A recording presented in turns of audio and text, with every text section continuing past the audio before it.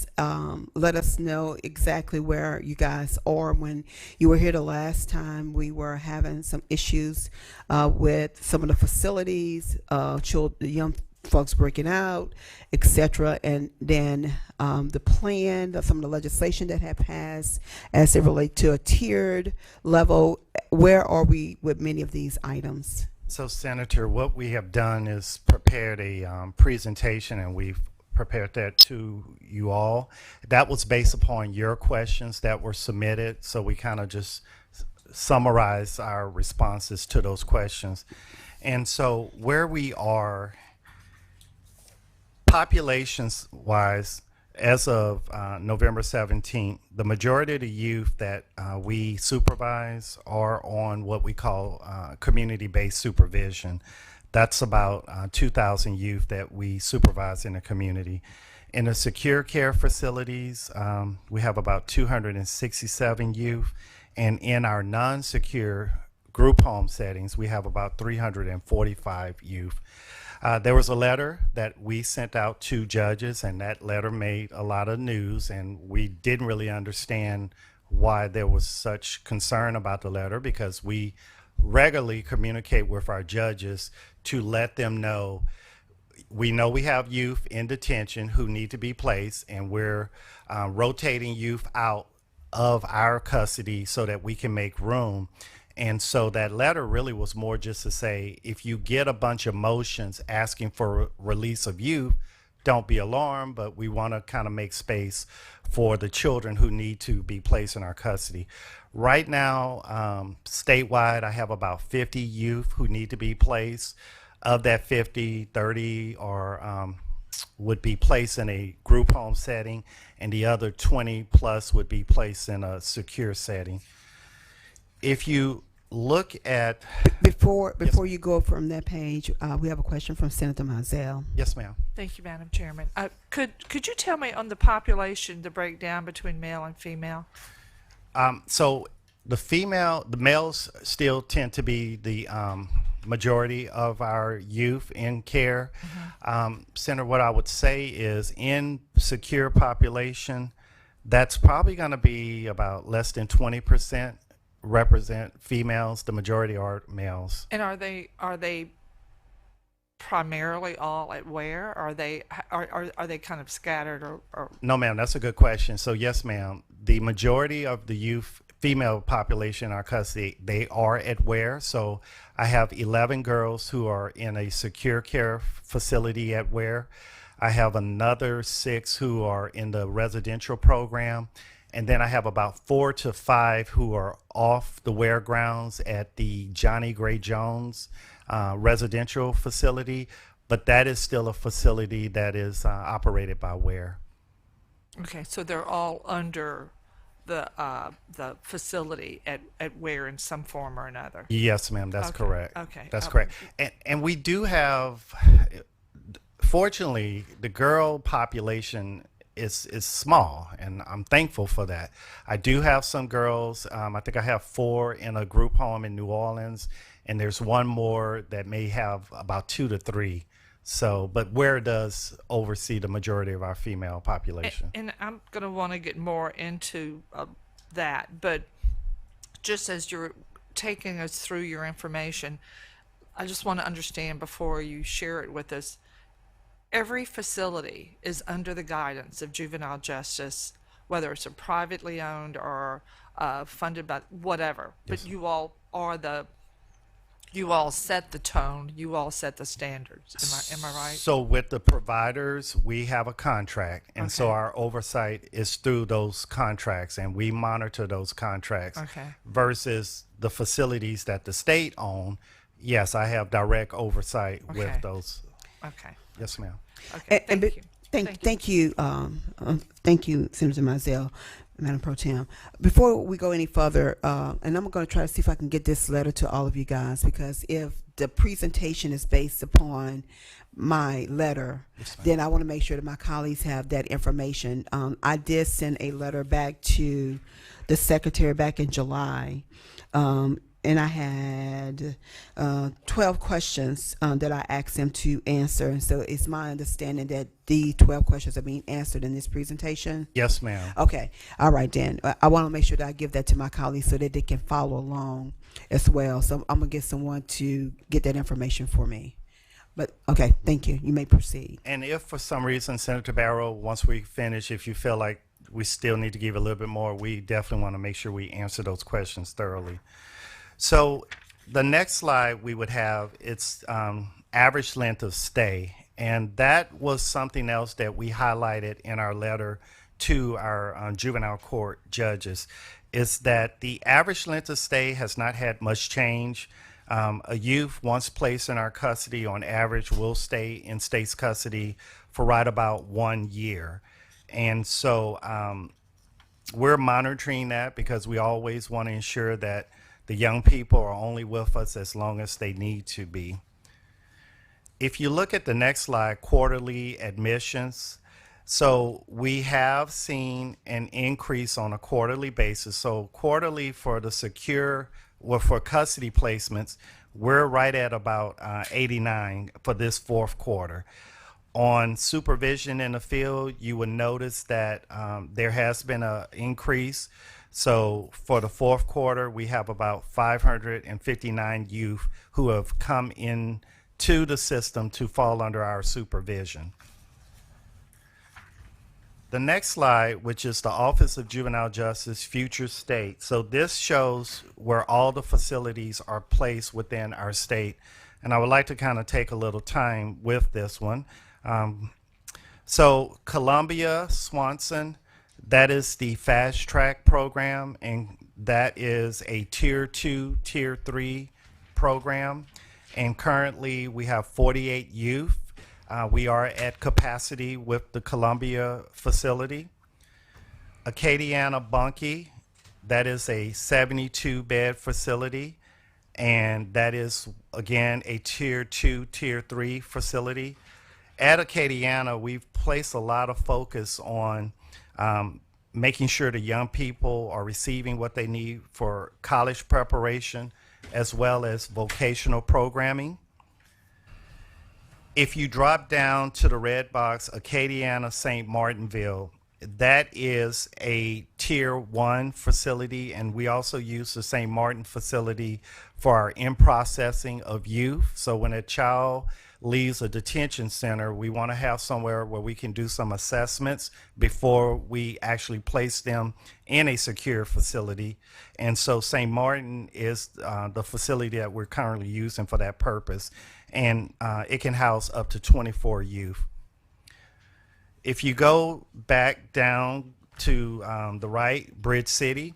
So Bridge City, there were major changes that we made to Bridge City. And as Senator Barrow mentioned, last time we were here, we were addressing issues of escape. So Bridge City was depopulated, and the only youth on that campus are the youth who have been charged and adjudicated for a sex-related offense. And so the program is the JUMP program. That stands for Juvenile Understanding and Managing Problematic Behavior. And so currently we have 24 youth at Bridge City.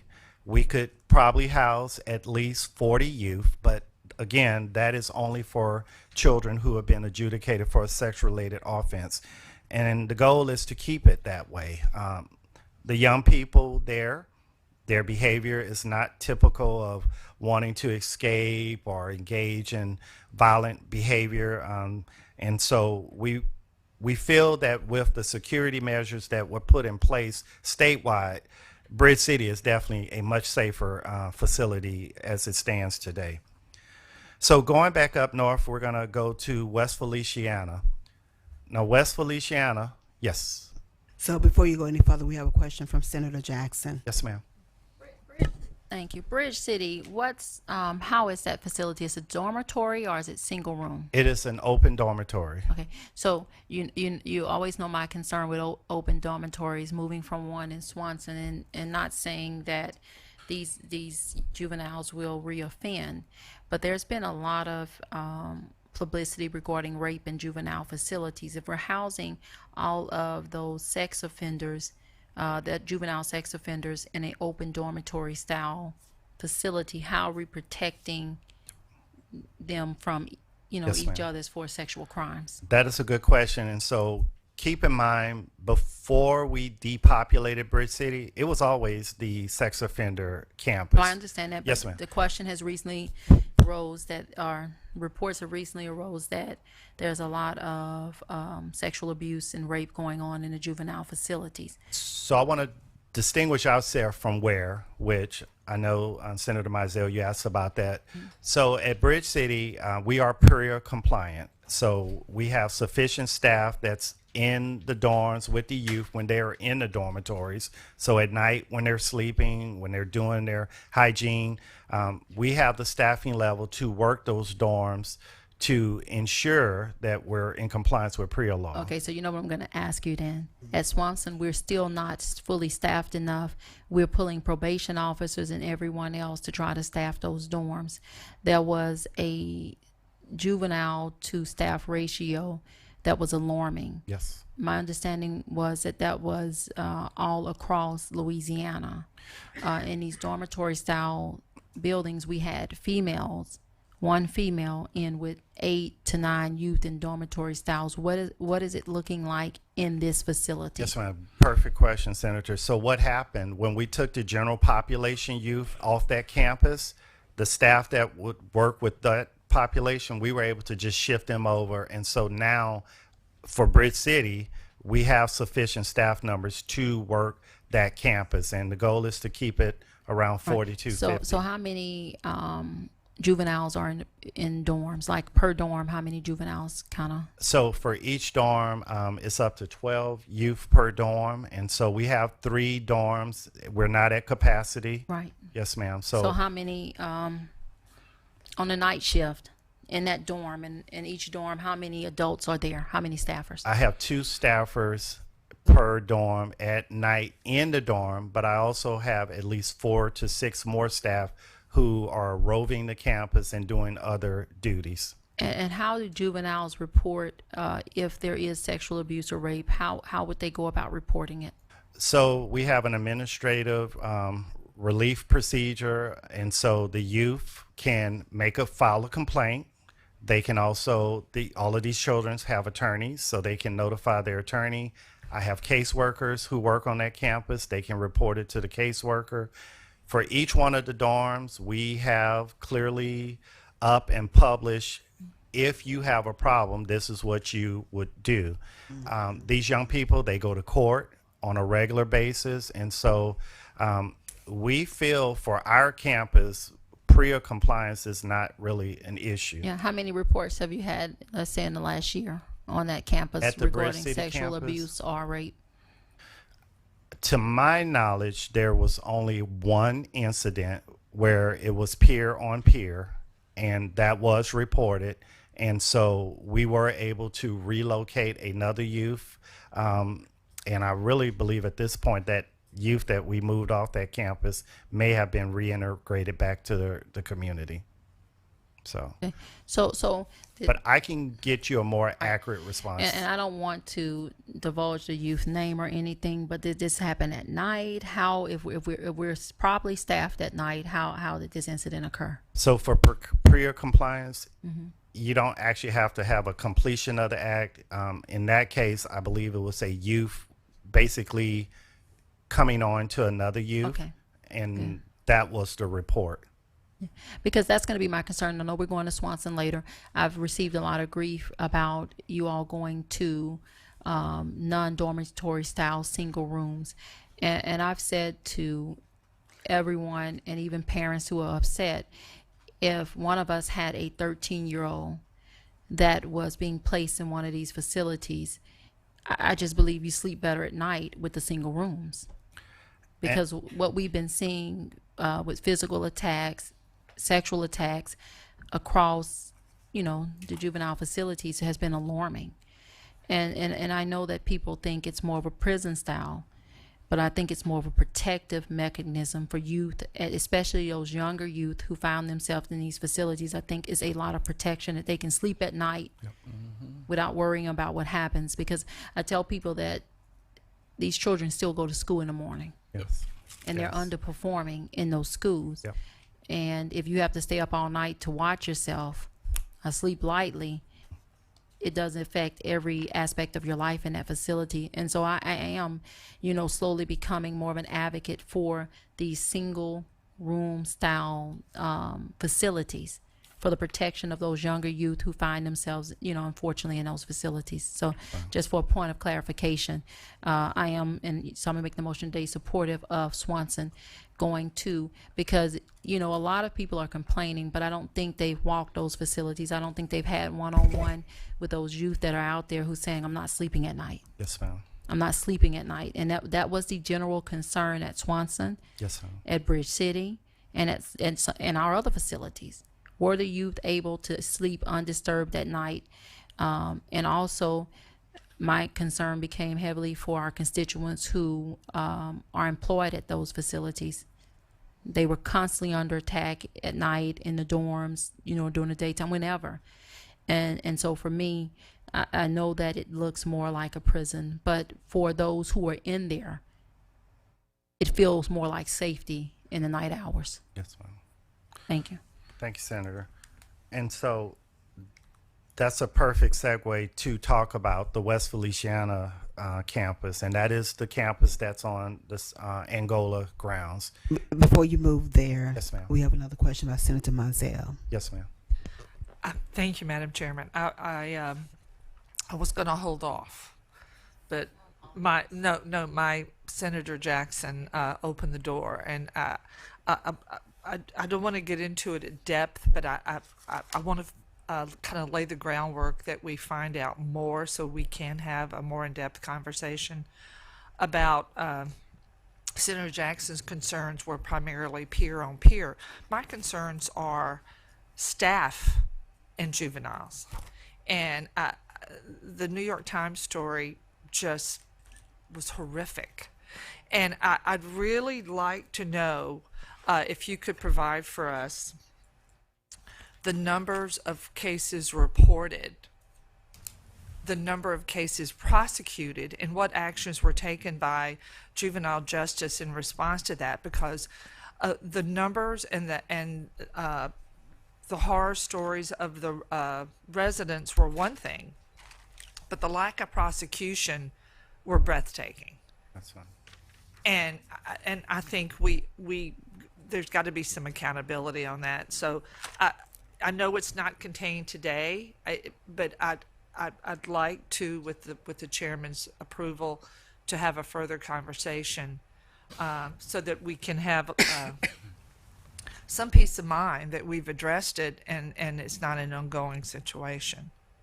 I am happy to have that discussion, and so if now is an appropriate time, or if you want us to put something in writing, whatever's the pleasure of this body. Well, I'd appreciate that. I'd like you to tell me how it's been addressed, Yes, ma'am. and then we can move forward Yes, with the ma'am. numbers. Okay. Understand.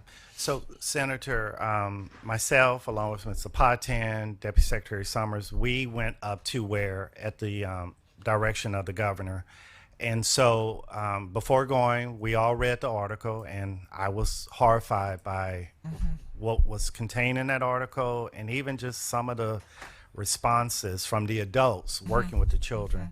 What I can tell you, and in no way am I minimizing the atrocities that were contained within that article, what we found was the incidents dated from pretty much the opening of that facility all the way up until 2015, I think was maybe one of the last reports. Leadership at Ware is different. The person who was overseeing that facility is no longer the director. He has retired. What I can tell you, Senator Mizell, is that from the point that Deputy Secretary Summers came on board for OJJ, There were some conversations OJJ had with Ware, and as a result of those conversations, several things happened for implementation purposes. But before I even get to that, when it comes to those suicides, this body acted accordingly in passing legislation. So the Solon Law, requiring the detention screening instruments. There was something that happened after the Peterson youth death, and so that is something I felt the article did not highlight, was that as a state we didn't just sit back silently, we took action. When it comes to those instances of staff on youth inappropriate interaction, one of the things that OJJ did was within we required that there was prior reporting by Ware, and so I can say that I think it went back to at least 2015, 2014. You now have documented reports from Ware reporting any type of inappropriate sexual activity on that campus, and that's important because you got to have, that's where you get your oversight. Right. My counterparts at DCFS, they also went up to Ware when we had our conversation, and so I believe there were definitely some breakdowns in oversight at that facility, but the change in leadership is probably going to be a big factor in not seeing that happen anymore. We did submit our beliefs and recommendations to the governor on our findings. And so one of the things we believe is going to help is training of staff, constant training of staff, bringing on board screening of new hires. So one of the things we found out was that it was one of their psychological evaluations they did for pre-employment, which is a very good tool. Didn't really look at the risk of sexual abuse. So we made a recommendation for a change to another tool that is recognized as a very powerful indicator, or being able to tell if a potential employee is going to be abusive. to work at OJJ, Senator Mizell, you have to do a Diana screening, and that is a tool that we use to see if there's any indication of sexual predator behavior. What does that stand for? I don't believe it does. I think it's just Diana is Yeah. actually the name. Yes, Okay. ma'am. Yes, ma'am. And so, unfortunately, Ware does not use that instrument, but as Mr. Patan mentioned, they have incorporated a process for new hires to have some type of psychological examination before being hired. And I think the really distressing part of it was that it's one thing to hire the person and have them in that environment, but then to know that they were taking actions that were just repulsive in their, especially in their role of protecting the, and there was no punishment. I mean, there was no prosecution. That was really hard for me to believe that we would, because so now I'm wondering where the perpetrators, if they're still in the system. Well, based upon what we were able to find out, was that you have had at least 4 to 5 staffers who were prosecuted in some format. And I know that at least in a few, they were able to plead down, but there were indictments and there was some form of prosecution that went forward. We did not find that any staffer who had actually been found guilty or pled guilty, they no longer work at Ware. So based upon the Ware process, Were they? My fear is that that they're really not being prevented from being put into another situation where they could keep that behavior going.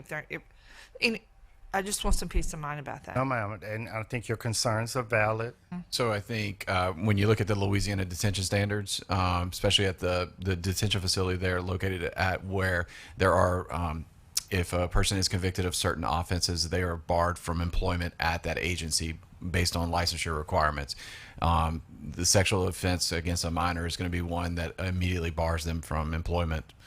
They would not be allowed to work at that facility or any other detention center across the state of Louisiana. Okay. Yeah, that was definitely going to be my question. But what other actions were taken? By What- the WARE leadership? Or? Yeah, no. Well, with those individuals who had offended the young people, what else happened? I mean, other than being barred, what else happened? So there were staff that were, like I said, convicted. I believe based off the article, there were, I believe at least 3 that were placed on probation. I think you have 1 still pending trial, and another person, a more frequent incident where they are, or a more recent incident, I should say, they are also awaiting trial at this point. Now, whether they are all those 2 are still incarcerated, I'm not sure about that. Go ahead. Sorry. You can go How ahead, long Jeff. have they been awaiting trial? That I don't know. I I'm don't sorry. know. Yeah. I don't remember exactly because I know there was And are they working while they're awaiting trial? Yeah. not at the facility, no, ma'am. So whether if they're working at another location, doing at McDonald's or wherever else, I'm not sure.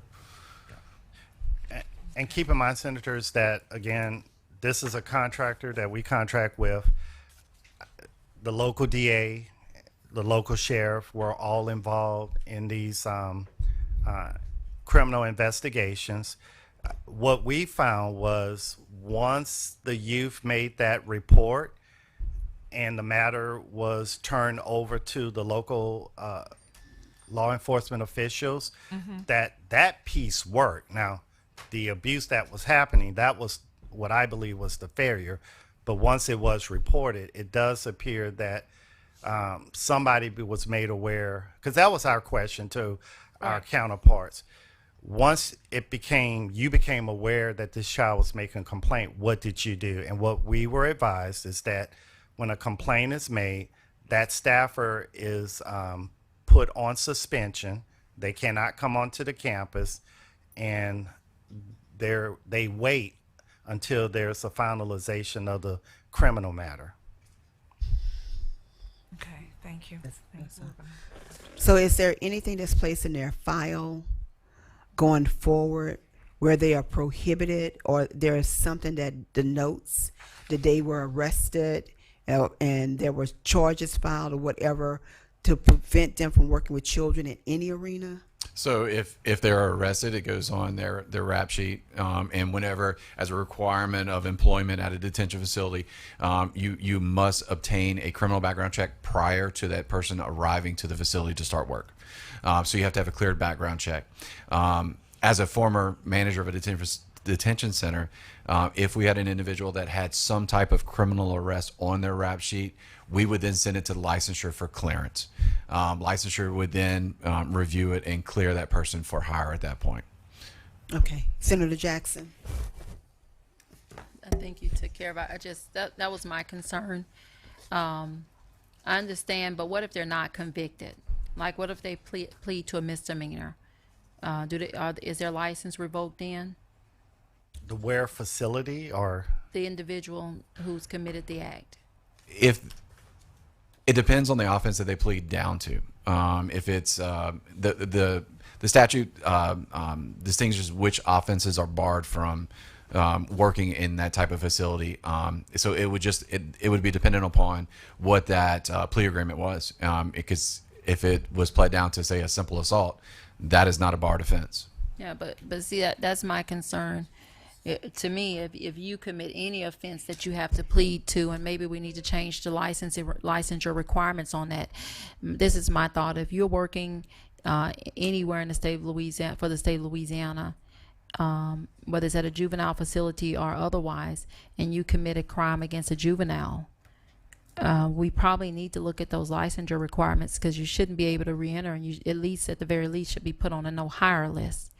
But I look, you know how this is. If sometimes in certain jurisdictions, if you know the right people, you leave the case laying cold for a while. You can plead down to a simple assault, especially if that juvenile who's in that facility doesn't have parents or guardians who are advocating every day that person shows up at court.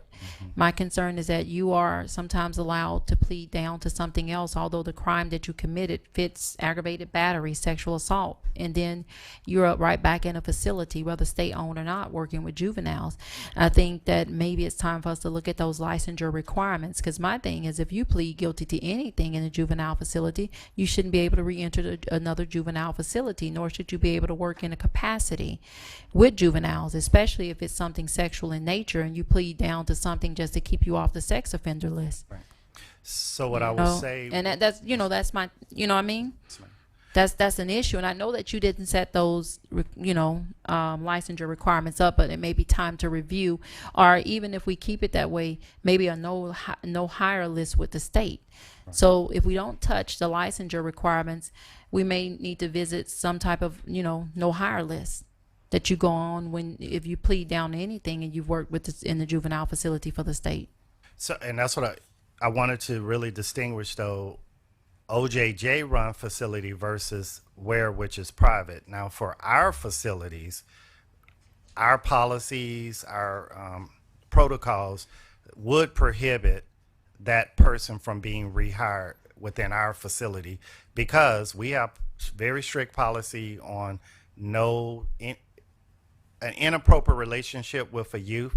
That's a violation of our policies, and so that staffer would be disciplined and would likely be terminated. And when I say likely, because what has happened is, when we have had those kind of incidents on our facilities, that is the process, that the staffer is suspended. We do the termination, and that's based upon our policies. We don't have to wait for an adjudication or a conviction. Our policies say that if a staffer has an inappropriate relationship with a youth, then that is an automatic grounds for termination. So for your state facility, you do have that structure in place. Right. And so do we have a contract with Ware? We do. Yes, ma'am. Okay. So in our contract, couldn't we put the guidelines they follow, like the Diana screening. you Yes, know, ma'am. screening? Yes. If we know it works for the state, and if we know we have it in place, and when we're contracting out, these are still our youth. These are still people that are under our jurisdiction that we need to protect. Couldn't we put in their contract that they follow these procedures in order to have a contract with us? I don't see any reason why we couldn't. So that's going to be my strong suggestion. I know that these issues with Rare just came about, but anyone we contract with to take care of our youth, the procedures that you follow, if it's good enough for us, if we found it to be protective mechanisms, also could we require them to put a no hire policy in, meaning they check with the state facilities and see if that person is on the no hire list. They have a no hire list that they submit to the state as well, because we don't want people coming over from Ware to our facilities as well. My thought is that anyone we contract with should be under the same requirements. So I just think, number one, no hire lists in our facilities as well as facilities we contract with, and that if any of the facilities like Rare that we contract with are going to be housing our youth, that they be under the same screening requirements and protective requirements that we are. You don't enter into a contract with us, because I don't feel comfortable having a standard of care for the youth that are in our facilities and then having a different standard of care for the youth for the facilities we contract with. If we're protecting children, we need to protect them at the same level wherever they are, and we need to be able to track that protection. I don't disagree. And I know that both of you share the same heart, but I think that remedies the issues with is Rare doing something different. Are our youth fully protected at Rare? Where? What does that look like? What it should look like if we're contracting with you, it should look like the same thing we do. And we know that we're not saying we're perfect. We're still working on it. But as this committee and other committees and the legislature passes bills, and I think it'll be incumbent upon us members that when we pass bills regarding our state facilities, we start adding in any facility contracted with OJJ, because that clears it up. that it doesn't have to be put in every contract. And maybe, Madam Chairperson, that would be my suggestion for the committee, staff to do an overview of all the requirements we have in place for OJJ facilities and go back into that statute, kind of like we did, Hewitt, with the cleanup we did last year on another subject matter, and clean that up to say, and any facility that OJJ contracts with. Because then we don't have to worry about, and not saying you won't do it, but I don't, I just don't want anything to slip through the cracks, especially when it concerns children. So your contract should include it, but I believe our law should also extend whatever requirements we put on you as far as, protection, screenings. Because when we get down to mental health screenings, a lot of what's happening is based on the mental health of those juveniles who are in these facilities, and things that have gone untreated, right? And so I believe that mental health screenings, as we've talked before, is going to play a huge role in that. I know you've made some tweaks to how, when a juvenile enters your facilities, am I correct, that they have proper mental health screening? We want to make sure that even in mental health screenings, if they enter a facility we're contracted with, then they have that extensive mental health screening. Because a lot of what we're seeing with attacks on guards, with attacks on other youth, are just untreated mental health conditions and emotional conditions that spill over. Someone raped me, so I was violated, and so I'm going to violate someone else, right? Yes. We have to recognize that these are youth, and as heinous as the crimes are, we have to recognize that there is, they're not fully developed mentally. That's just a fact. Scientifically, it's been studied. And we have to put more barriers in place. But we also, because we know at some point they're coming out of the youth facilities as adults, okay? This is the issue. If we have them for 5 years and we don't address their emotional and mental health needs, then we failed them and society. Because now what we have is an adult rapist on our hands, or an adult person who believes that violence is the answer. I just really think as we go forward, we need to look at mental health screenings on a larger, and I know you're doing that in your intake, but we need to know what that result. And so that's my next request, is that if you're not going to present that today, that next time you're before us, we need to know what mental health screening someone's going to, and after that juvenile goes through that mental health screening, how do we address any mental health or emotional issues that are found? Because that, to me, is the most serious thing. You have to change a person's mindset to change their actions and their heart, right? And so if someone has been abused themselves, sometimes they're more likely to become an abuser. How do we stop that cycle? If someone has been sexually abused, they're more likely to act out in that area. And I know your heart. I know the department's heart. I understand that, but we need to get to the crust of it. Some of the money that's coming down federally before we come into session and allocate it, to companies, how do we allocate, if possible, some of the money that the federal government has passed for mental health treatment in schools and other places to you all? What would that look like? I really would like to see a comprehensive plan of not only mental health screening, but also mental health and emotional health treatment for these youth. And I'm going to end with this. The reason why I feel like it's so important, there was a 11-year-old in a facility who acted out, who said, at the age of 6, I was made to smoke marijuana. At the age of 8 or 9, I was made to commit my first crime. And this is the life that we live. Yeah. If we know this and we're hearing these stories, we have to address it at some point. Lastly, and Madam Chairperson, I hope not, because I know I'm long-winded, but it's passionate about the kids. What does it look like for placement afterwards? How do we examine them throughout the mental health and emotional treatment to determine whether or not, if they're coming out at their 15th birthday or their 16th birthday, whether we need to return them to the home they came from? Because I think, and I know that's a lot to put on you, and I know some of it requires financial support, but how do we, determine whether or not the home we're returning them to is fit, or we're returning them to only return to us or to an adult facility? I think that, I know that's your heart and those are questions that need to be answered, but I really would like to see a plan, because the return home plan for me, and when I talk to these juveniles when they're on their second round at our facilities, has become questionable. We're returning some of them to the same environment they left. And I'm not saying that it was a bad environment. I know some parents who worked really hard and their kids just decided to get with someone at school and become the person that the parent did not push. But also know some kids that are being returned to environments that are forcing them to commit these crimes. You know, and that's the thing. If we're returning them to those environments, we're going to see them again, most likely in adult facilities, when we no longer can help them.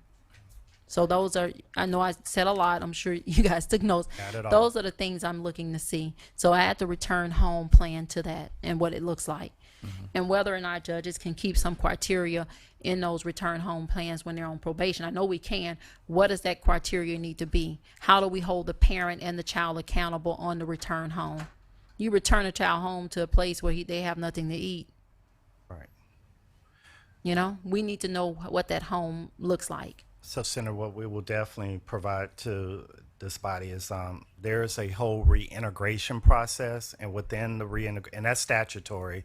Those are the things that are supposed to be addressed. Because just as you said, we don't want to send that child who's succeeded back into an environment where they're going to fail. So we can share with you the whole reintegration process. And I would, because I'm seeing a recidivism rate that's alarming. And I think you are too, you know, when you think about it. You see it. Yeah. You definitely see it. Right. I think our numbers show that overall, most of the youth who exit out aren't coming back, but there is that population that. Right. Are we Because- tracking them in adult facilities? It's my What I- understanding. ability yeah. to do that. Yeah. Yes, it's my Because understanding that they I are would doing love the to see track. those numbers too. Because we're letting them out at 16, 17. The next crime they commit is usually, you know, in an adult facility. And that's been my concern. And I know I've said a mouthful, but I think if we're going to address it, we have to take the holistic approach, or we end up back here 5 years from now having the same conversations. And how we take that holistic approach, I don't know, but I look for you for answers Yes, ma'am. to that. Yes, ma'am. Thank you, Senator Jackson. And we have some of our fine attorneys who are in the room taking notes and making sure that that information is being recorded and will be actually a part of the process, making sure that as we move forward in this whole process that is included, and making sure that as we get ready to do legislation, if necessary, that is also a part of it, and waiting to also receive information back from you all. Probably, I haven't set the meeting for our next meeting, but I don't know if it'll be in January or February. Okay. But by that time, we certainly would like to have that information, if possible, before, so that we can talk about it once you guys get here. Yes, ma'am. And Okay. we definitely will be able to give updates on the WARE investigation. We are working with the Inspector General's office. We've shared the contracts we've had, and pretty much I sat down and had a conversation about our findings. And so we hope to be able to give you an update as well. Okay, thank you. And Proceed. yes, ma'am. And so we have opened up the West Feliciana facility, which is on the Angola State Penitentiary grounds, and that is a Tier 1 facility.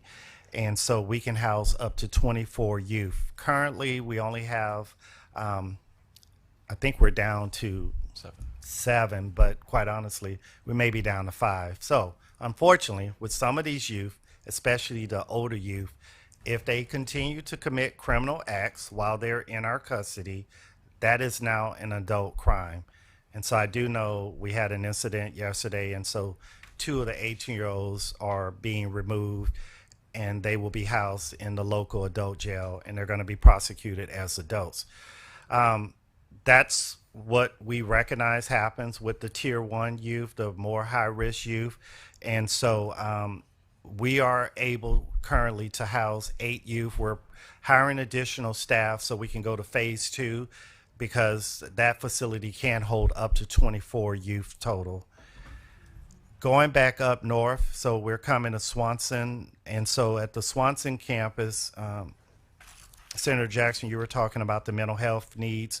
So Swanson is the campus where we have a mental health wing for those youth who have more severe mental health diagnosis. In addition, we have an intensive mental health treatment program at Swanson that can work with 48 youth. Swanson Monroe currently is a tier 1, tier 2 facility, but we are in the process of completing construction on the new Swanson campus. And that's what Senator Jackson spoke of, those single room. That's going to be a game changer for the state of Louisiana. Even with some of the youth that have cycled through the West Feliciana Angola site, what the young people have told us is that, well, I do feel that I can sleep at night. And so we do believe that that's going to provide a high security level facility, and we anticipate that campus opening up sometime in the fall of 2023.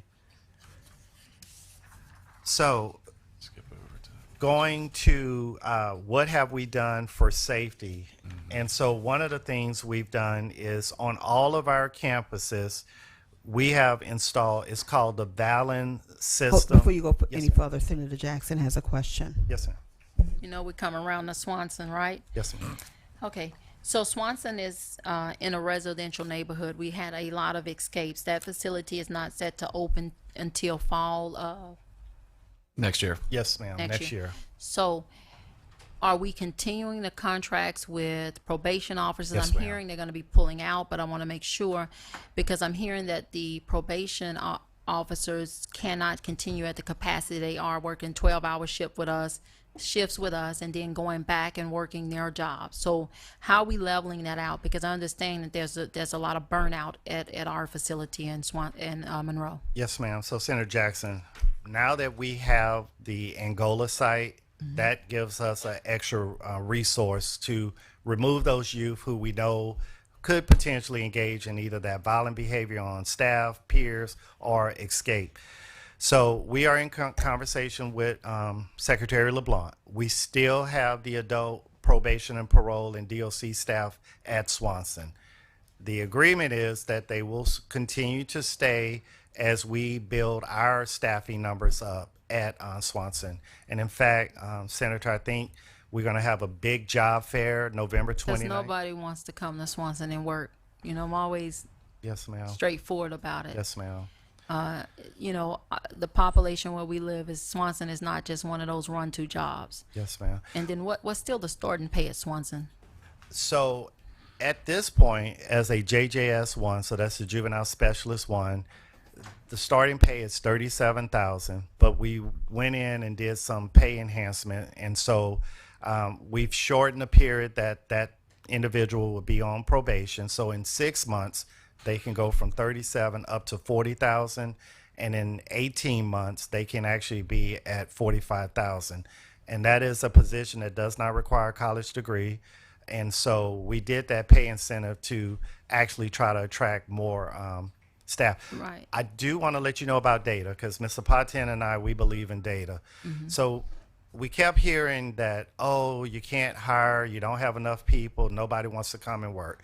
Well, we actually went and pulled some data, and what we found is that we've had a lot of people apply to work for OJJ. And in particular, we actually found the numbers were good for Swanson.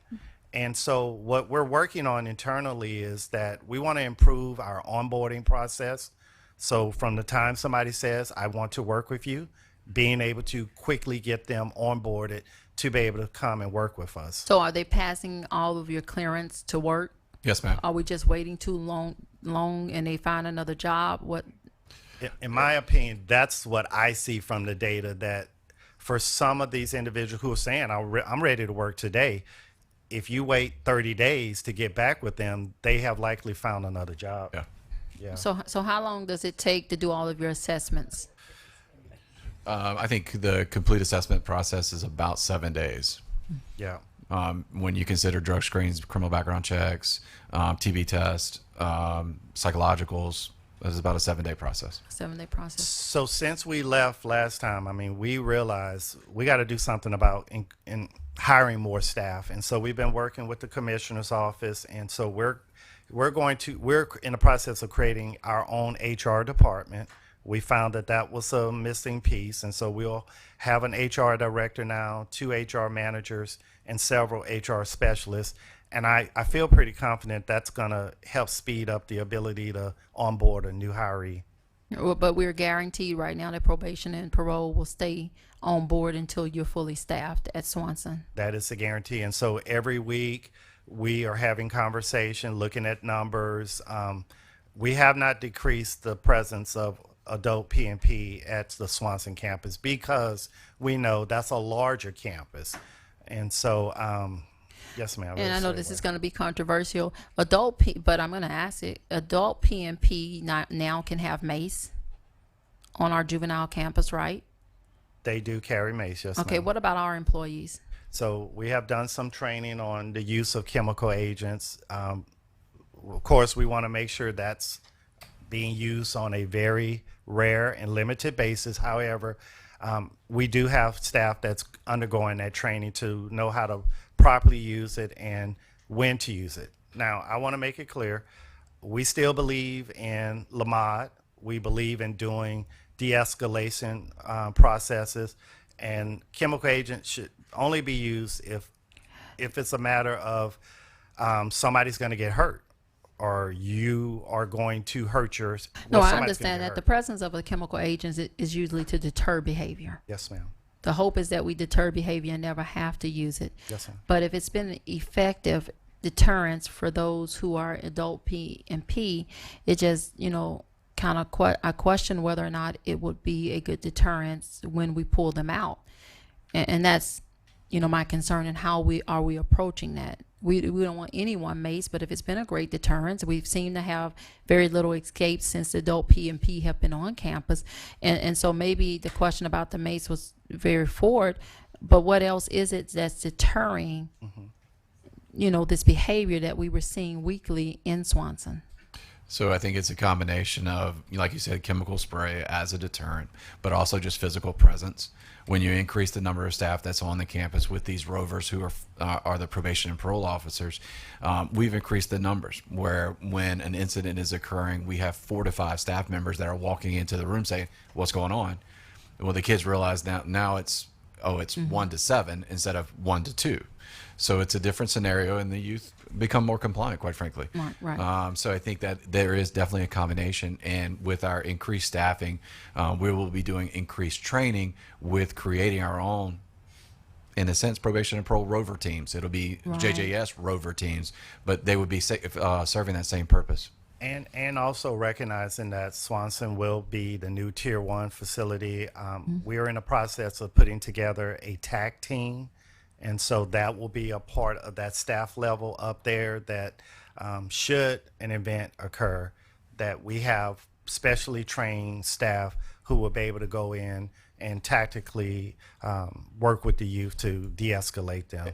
And I think even beyond that, when you can put in all kind of devices, you can put in all kind of folks, but you have to put in the right type of folks.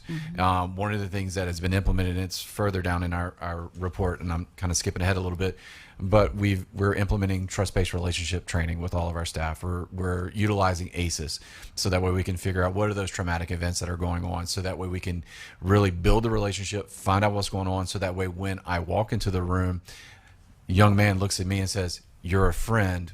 I can come to the side and talk to you about what's going on and de-escalate without having to get physically involved with that youth." So like it's all just pieces to the puzzle. I get it. So like at Swanson, mental health treatment, how many employees do we have at Swanson that provide mental health treatment? So we do have a doctor at Swanson. So he's employed with OJJ, and so he's on the site. We do have our social workers, case workers who work on the Swanson campus. And so then you also have your JJS staff, but they have also been trained on working with that population of youth. Yes, ma'am. And you know why I'm asking. We welcome Bridge City, and I don't want them to have to go there and go lift. They don't have to. And so, we welcome a number of Bridge City youth to the Swanson facility. I think it was the right thing to do. It's controversial in my area, but the truth is youth have to be housed and treated somewhere. Yes, ma'am. The housed is one thing, the treated is where I'm gearing toward now. Yes, ma'am. Yes, ma'am. Thank you for all your work. Thank you. The last thing I would just say on the security side, because I do think this was really huge for our agency. So on every campus, we have a surveillance system around the fence line. It's called a balance system. And so that now enables my staff to detect if somebody's around the fence line, and staff has been trained on how to work that system, and we believe it is helping us. As I kind of wrap up, just giving you some updates on education, where we are education on our campuses. So since we were here back in July with the letter, we have had 15 youth actually obtain their high school diploma. We've had 6 youth obtain their high set or complete the high set. We do have the implementation of Jobs for America graduates on our campus. We are now coming out of the pandemic. We're still doing the virtual graduations, and we may actually keep that. So for those parents who cannot travel, or family members who can't travel to the graduations on our campus, being able to allow them to participate virtually is something we want to keep in place. Implementation of the Department of Education's Jumpstart Graduation Pathway and Career Technical Programs. Also implementation of the Electronic Discipline Reporting System to assist with identifying behavior trends on our campuses.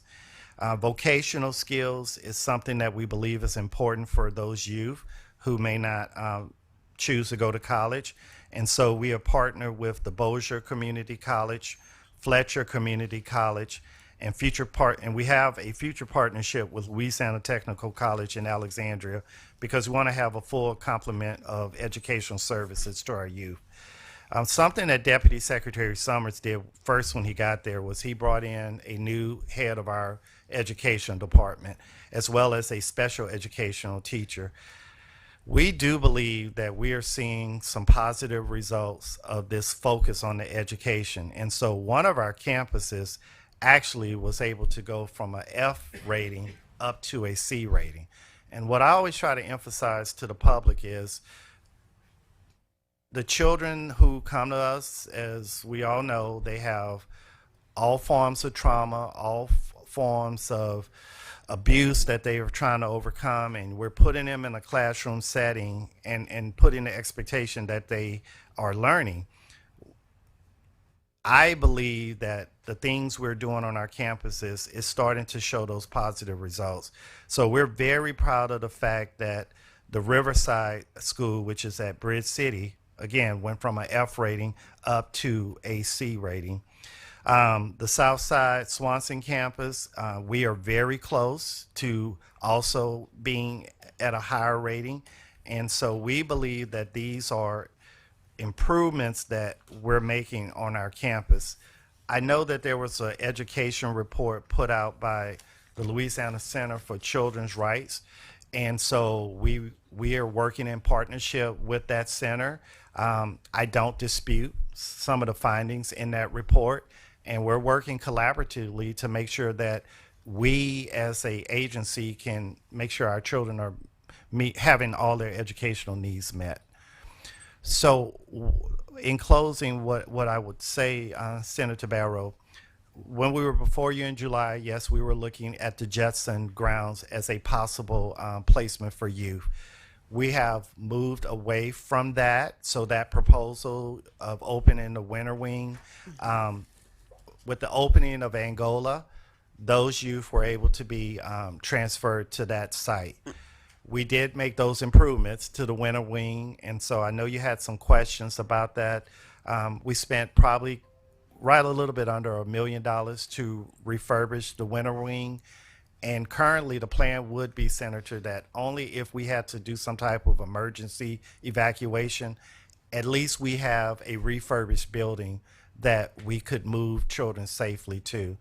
But there are no plans to occupy that space right now, Senator. Okay. And I know that was one of the questions you had. Yes, and then the other part of the questions were regarding the financial cost to make the adjustments that you guys made. And so as I look at the budget, I'm gonna get to you, Senator Mizell, from for this year, it was roughly $160 million, right? How much have you guys actually exceeded that budget in any way in making these adjustments, moving to Angola, etc.? We have not exceeded that 160 million. We did have some money that we were able to utilize for repairs and improvements, and so we've been kind of shifting dollars to do the Angola site. That was right at 550,000 to be able to go in there, renovate the building, put some security measures. So we have cameras throughout the building. We wanted to make sure the building was less punitive and more rehabilitative. And so we have 3 classrooms in that building now. We have space for healthcare services, medical services, counseling and treatment. And so Mr. Patan played a big role in helping us with going into the building and identifying what we needed to do to bring it up to our scale. But Senator, that came out to right at 600,000. Okay, so that was not a big chunk of money. No, ma'am. Have y'all had to make any other investments, maybe at Swanson or any of the other facilities as we are waiting for them to come online, or the new building to come online? Swanson is, because we have the new building that we're building out there, that's where a lot of our dollars are going. The others are just typical repairs that we would have to Okay, make. yeah. Okay, so let me ask you a couple of questions regarding the budget. So as I look here at the budget, and they have it divided out of North region, Central, Southwest region, and Southeast region. I want you to tell me which facility is in each region. One of the things that really caught my attention is the fact that in 22 budget, you guys have more employees that you actually requested, and then in 23 you have less for every region.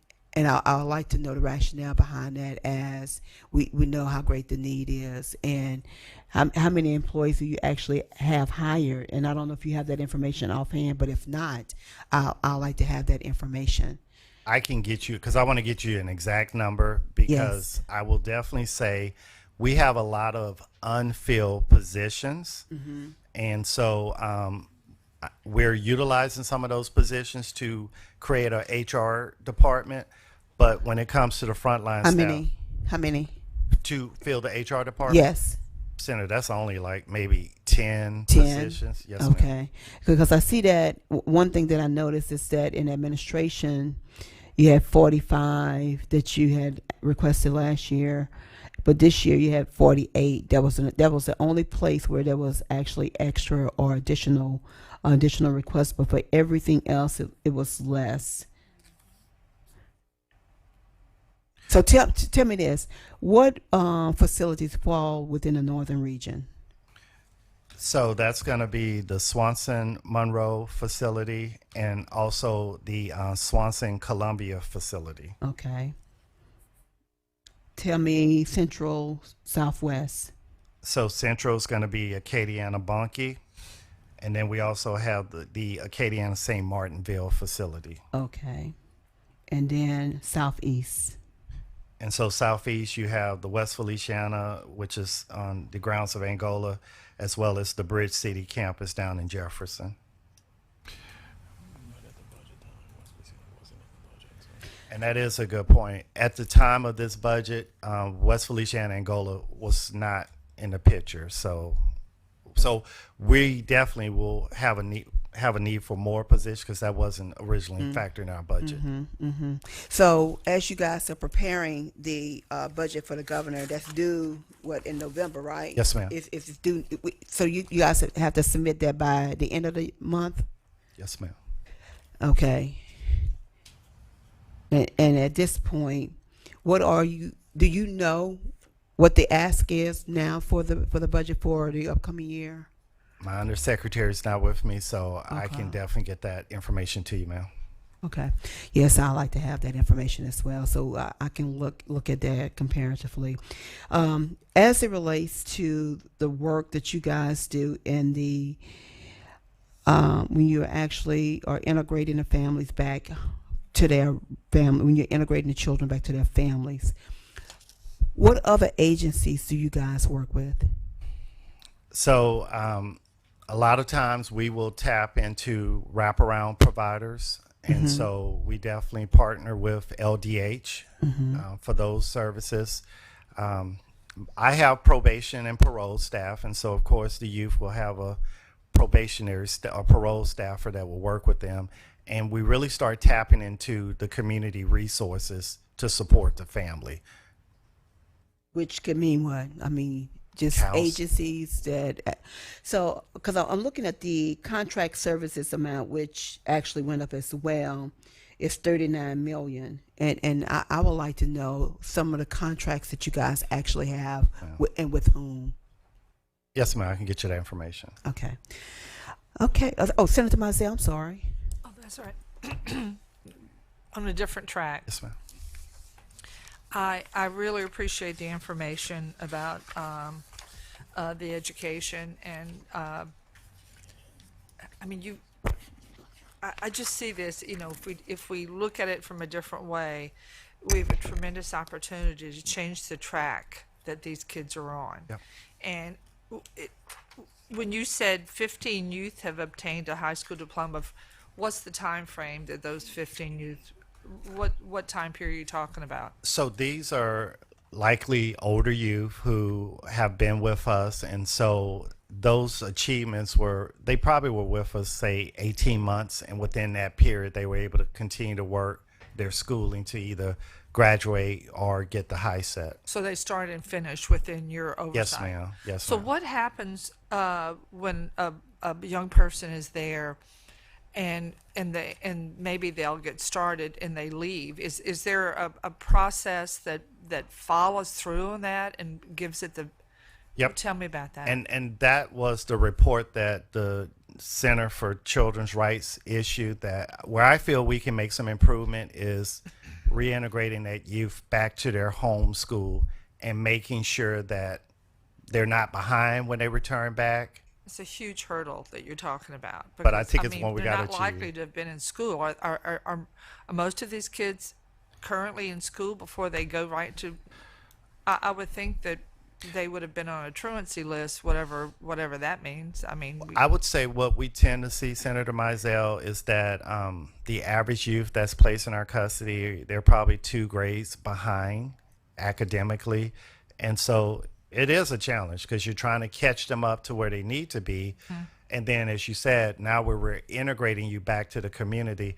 I honestly do feel, and I think we have the right team in place on the education side now, making sure that when that child goes back home, they can just keep going and they're not missing. What I find sometimes is that there may be a delay in records. So we're trying to transfer our records to the local school district to make sure that credits are being accepted. And that's an area where I think we can improve. And so you asked about a partner. So Yes, Department I of just wanted to Education. bring up. Yes, ma'am. Yes. Okay. Yes, ma'am. Department of Education. well, That's a I mean, partner. I mean, Senator Jackson and I both are on education committee. Yes. This is a game changer for life to me, Yes. if we can do that, because when a kid has a diploma and can get a job, Yep. you're changing the direction altogether. But we can't make it where I'm naive, and I don't even think a kid that's gone through what these kids have gone through are going to walk into a high school and just walk in like it's another day. That's not that we can't. I just don't see that happening. And some of the conversation that my staff has with the youth is because you will identify that. Right. You probably have a better chance with us to at least get that high set or diploma. So let's really focus on that. And so we do have those conversations, but we have a lot of children that will come in and say, no, I'm only here for a short period of time.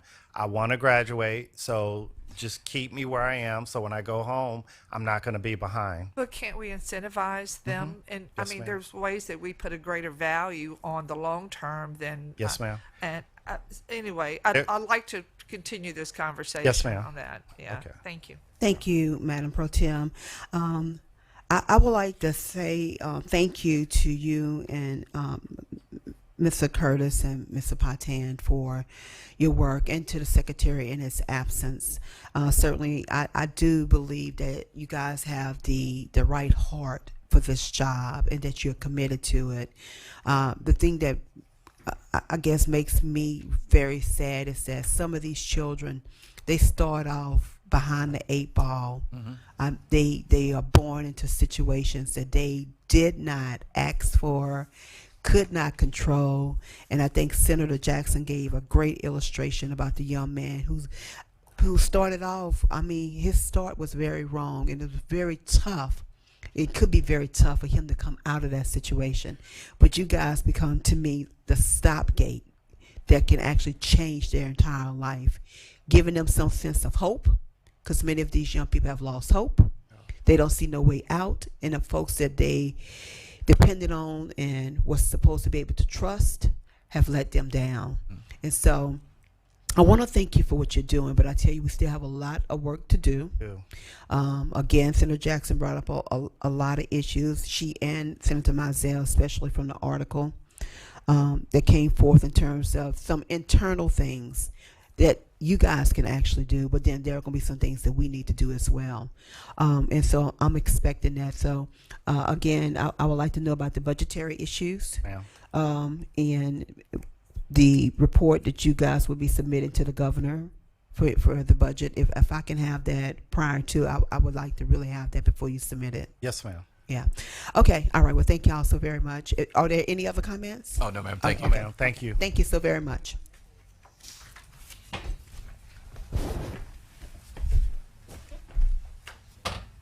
All right. Now we are here from the Department of Children and Family Services.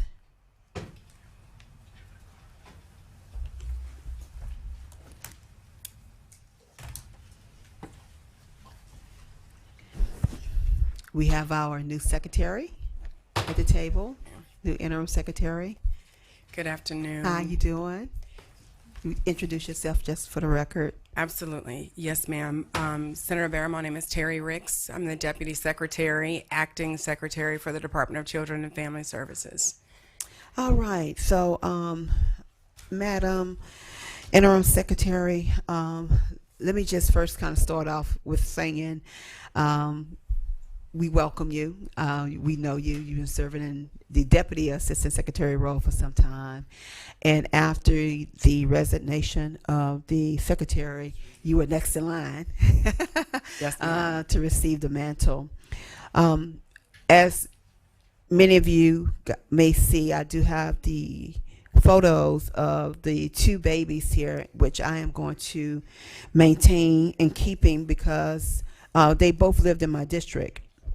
To my right, Mitchell Robinson III, and to my left, Jahari Paul, and I may be mispronouncing his first name, because that's going to serve as a reminder for me in terms of my commitment to this issue. I know that there are not many things that you can say to these particular cases because of the litigation, but I wanted to serve as a constant reminder. And if it gives anyone, if it upsets anyone to see their pictures, then that's going to be on their behalf, because for me, it's not.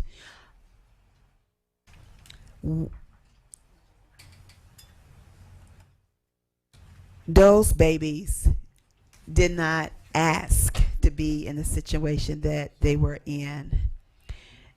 And prior to this hearing, we didn't even know about little Paul, because we was planning on having this hearing just to have a follow-up. And then before we can even get the information to the department, we've learned about him. We owe the children, because they are the only group that truly don't have any voice and no one to speak for them. So we have to speak for them. So while I know that you have a lot on your plate, I know that you're going in trying to look at what can be done differently. There are just a couple of questions that I will have as it relates to the process, and I couldn't find my notebook from our last hearing when we talked about the different layers. So we know we have the tiers in terms of cases, and when a tier 1, tier 2 comes in, those are emergencies. They receive immediate or within 24-hour assistance. But I want to talk a little bit about the layer of employees, and I want to talk a little bit about Baton Rouge in terms of our system, because this bothers me greatly because they are both in Baton Rouge. That's number one. When Baton Rouge was supposed to be having additional wraparound services, so I want to make sure in terms of our wraparound services in the Baton Rouge area, what does that look like, and if anything has happened to fill any gaps. Because we have we have the caseworker, then the supervisor, Yes, ma'am. then the manager, then there's a regional. And then What's the regional's name? Regional coordinator. What is it called? Regional director. the next would be an area director who's Area over the director. region of Baton Rouge. Yes, ma'am. Okay, and the regional area director is responsible for just Baton Rouge or several areas. The Baton Rouge region. Just the Baton Rouge region. Okay, so And then the regional administrator is actually over 3 regions, okay. administering 3 regions. So, as much as you can give me, tell me how that process worked to try to make sure that there are no gaps. Yes, ma'am. Okay. May I first thank you for the beautiful pictures of the children that we lost too soon. I also want to speak the name of Ezekiel as well. Ezekiel Harry from Homa, Mitchell Robinson from Baton Rouge, and Jari Paul from Baton Rouge. These children represent all the children in Louisiana that we are concerned for. We're concerned to look at what happened with them and to look at all the children that are in Louisiana so that we can figure out how, as a system, a complete system, which includes DCFS, but is of course much larger than DCFS, so that we can figure out how to address what brings the children to our caseload or bring them to our attention at all. To answer your question, I want to say to you, Senator Barrow, that it's been a learning curve for me this week. Many things I learned this week were things I really had seen already, and yet had the opportunity to double down on that learning. That is to say, things like those persons who show up to work here every day are committed souls, and they have taken this oath seriously. To answer the question relative to what is the current structure in Baton Rouge, I would like to add to it a statement that we are looking at the structures to ensure that they are what they should be given our current scenario and the needs that we have. I shared with you, I think earlier this week, and love to share with the committee at this time, that we had some more recent conversations with Casey Family Programs. We had day-long meetings on Wednesday that were set already before these committees came. We've actually been preparing for it for about 9 months. But with that, we took a look. It was a very timely meeting for me to meet with entire leadership staff of child welfare from across the state. All those who work in the state office, all those who work as area directors throughout the state, and those that work as regional administrators. They were in the room when we met with Casey, which also gave me an opportunity to see them and speak with them face to face, to address and hear from them about what they see as concerns and barriers, the things that are pain points for them. And we had some very productive conversations with Casey in the room where they were leading us to understand where are our pain points and where can they bring their expertise to assist us in moving forward.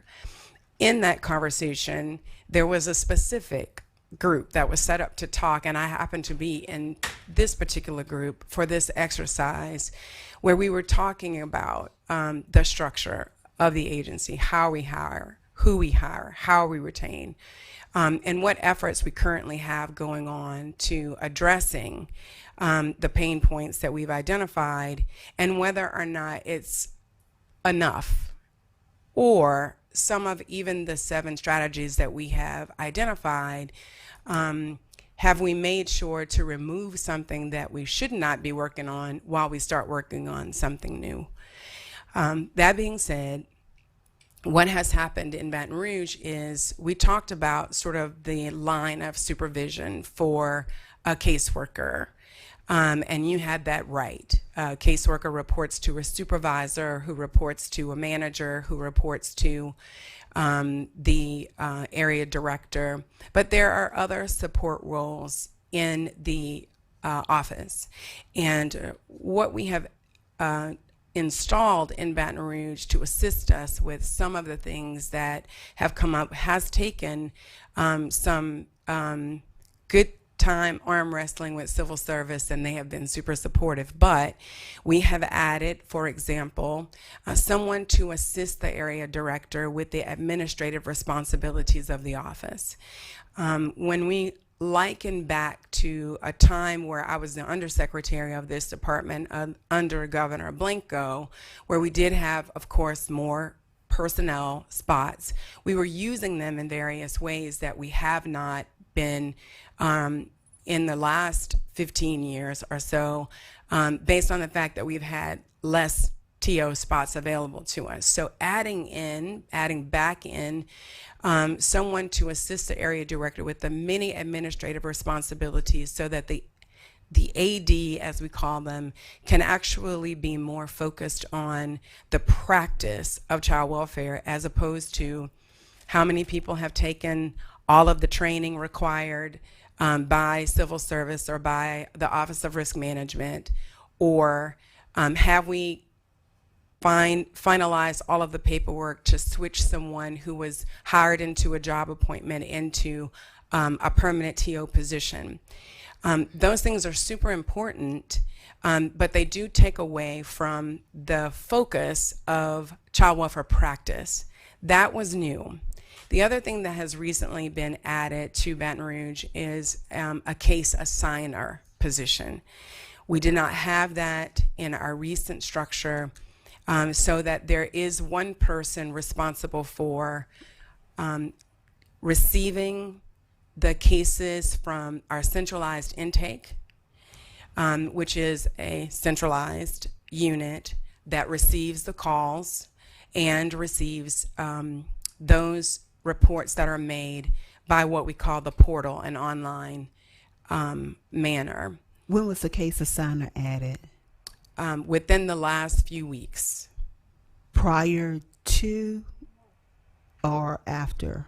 So we had someone beginning to flesh out that role, but we just hired the person who will keep that role Monday. I believe they started Monday. Okay. Case assigner. Okay. So that's 2 examples of what we do when adding what we've added in Baton Rouge that is not yet in other places across the state. Maybe 1 or 2 of them is in Baton Rouge, but trying to pull in what we've learned and what we've learned from these unfortunate events.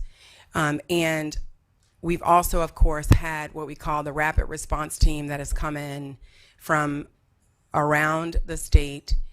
So we started with a crisis team, and we still have people that have basically moved to Baton Rouge to work on the crisis team to fill in some of the vacancies while we're hiring, and those persons are being trained. In addition to the crisis team, when the majority of them went back, we then also used what we called a rapid response team. And the difference really is that we did a call out and 90 persons from child welfare and other areas came in, but they only came in for a week. And they were given some lower risk cases as well as closing some cases that have not yet been closed. And there's many reasons why cases haven't yet been closed, and we can talk about that if you like. And currently we have 5 sets of 2 in the latest round of rapid response to be able to continue the support of the work in Baton Rouge, in addition to the nurses that we pulled in to assist with those substance exposed newborns, which we have talked to you about before, that continues to increase. Before you go any further, I want to stop right there for a minute. Yes. I know Senator Jackson has a few questions, but let me tell you what my concern is. And this is not something that you could perhaps necessarily answer. But part of my concern is when we had our hearing, so we had our hearing, our first hearing, and then Health and Welfare has had 2 hearings. And at the last hearing, there were specific questions that was asked about the Mitchell case at Yes, that point. And we went through what was supposed to have been in place. What bothers me is if we had those things in place in Baton Rouge and it's still seemingly we missed it to some degree. And I understand the scenario. You and I went through the differences of the case. The cases are not the same, but both children did die from fentanyl. But I'm looking at where the ball fell in the Baton Rouge region. That's because that is what bothers me. It bothers me that I feel like there were extra safeguards or extra measures put in place to ensure that we didn't have a child to fall through the crack, but yet we did with a lot of additional services that no one else in the state necessarily has.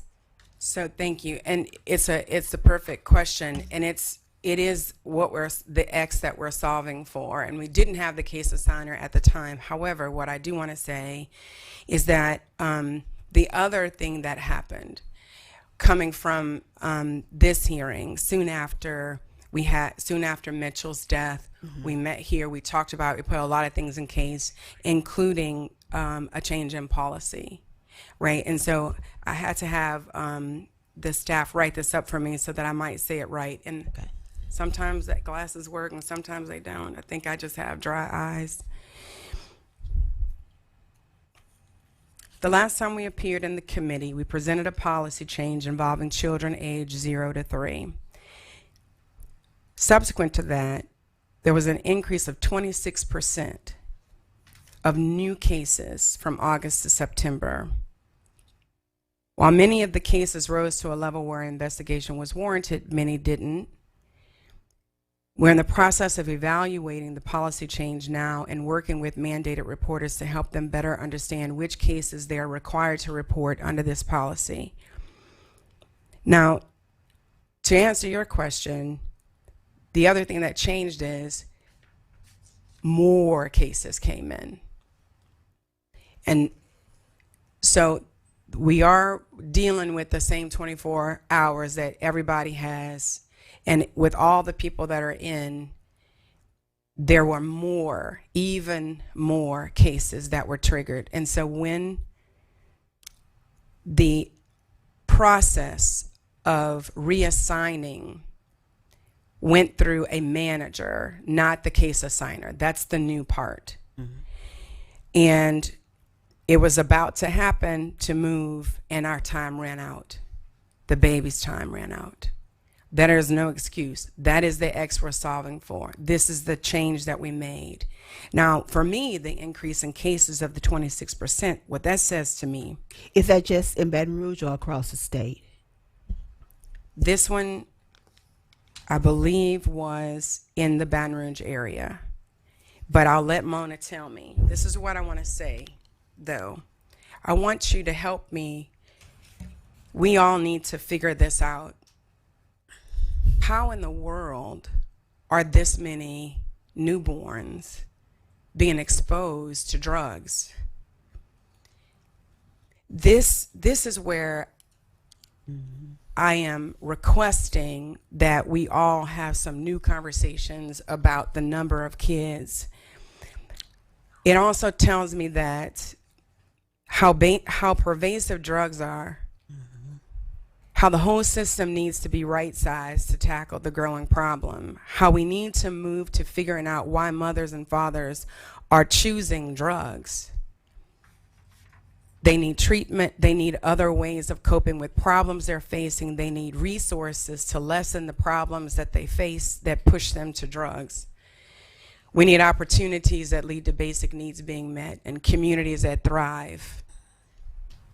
That's what equals fewer drug-exposed babies, whether they come to our attention or not. We need fewer drug-exposed babies, and we need fewer overwhelmed mothers and fathers and caretakers. I totally agree, and I actually had someone to call me who works at a woman's hospital to share with me what they see. Yeah. And hopefully, as we are going through this process, we come up with something to begin to address that, starting there when they're in the hospital with the mothers. I know we're fortunate to have the GRACE program, which is helping some of those ladies, but still, there's still so many of them who are falling through the crack, and they are needing help from before they leave the hospital. They are needing that help before they leave the hospital. But going back to this, I want to kind of stay on this a little bit, because before I do that, you bring up a good point, and that's something else I'm going to really kind of focus on, is the external help that we need, because government cannot fix this issue on its own. We cannot fix this issue on its own. It's a humongous problem that we have, and we're going to need a lot of folks to help wrap their arms around when they see things happening in the community, what they may be able to offer, like faith-based communities. I'm going to call them out in particularly, because if there's just one thing that they can do to help the agency or help someone who stepped up to be an adoptive parent or a foster parent, then all of that can make a difference. But going back to the workers, caseworker, supervisor, manager, area director. Now we're going to ask case assigner, and I'm missing it. What's the other new position?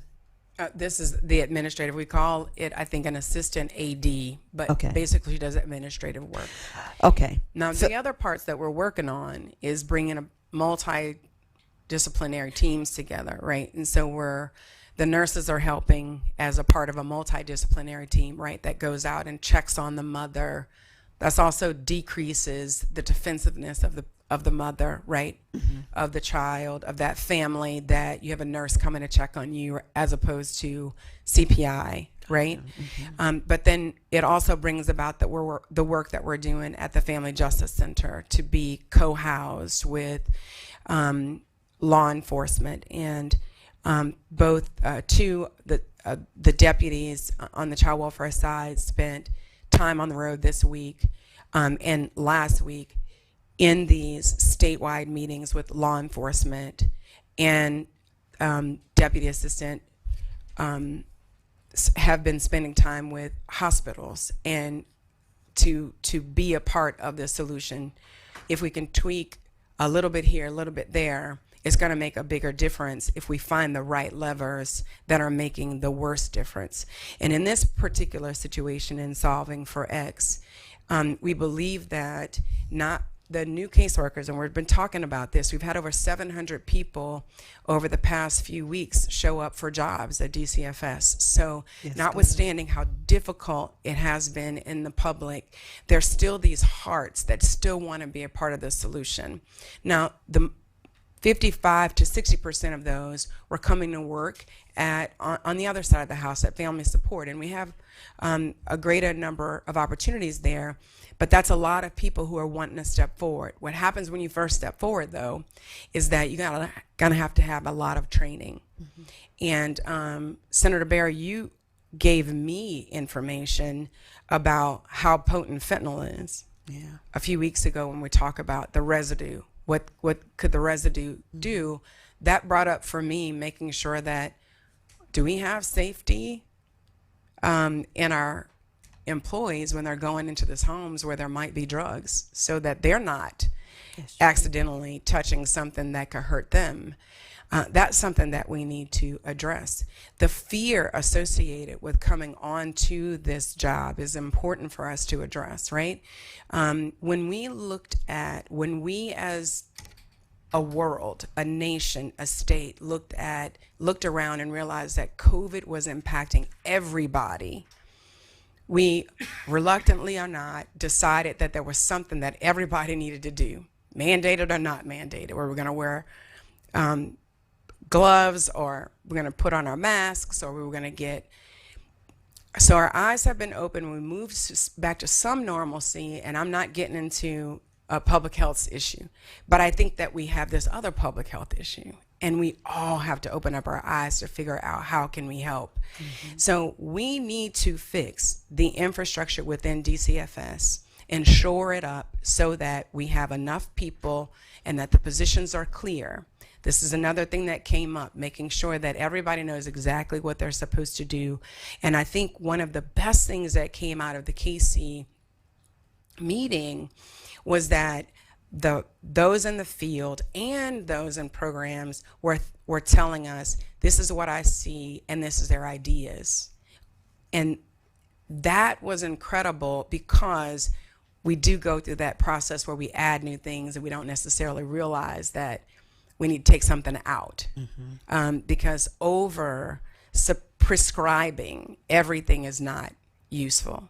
So for example, one of the things that we've added is something called CCDM, and I welcome Mona to the table to talk a little bit more about it. But CCDM actually shortcuts some of the regular practice that someone might have, where I'm a worker, I'm going to talk to my supervisor, I'm going to do all this legwork, then I got to get to my supervisor. My supervisor has several case workers to supervise, and right now, unfortunately, that supervisor might also have some cases that they're working. So it might take me a little while to get to my supervisor. So we now have a centralized gaggle of supervisors who are available if a worker has assessed a situation and think, okay, this house is assessed safe, this child is safe. They can call this gaggle of supervisors and find someone to talk it through with them so that there can be a decision made more quickly, and they're not waiting on their supervisor necessarily for that decision. That's an example of something in solving for X. Sometimes it's about reducing the number of cases that are coming in. Sometimes it's about making sure that the resources are available so that the families don't have to come into care, but they can stay in their home and have the amount resources. Sometimes it's about cutting out the number of steps it takes for a worker to be able to do their job. One of the best outcomes I heard from a manager, from a worker's perspective, is that they feel empowered.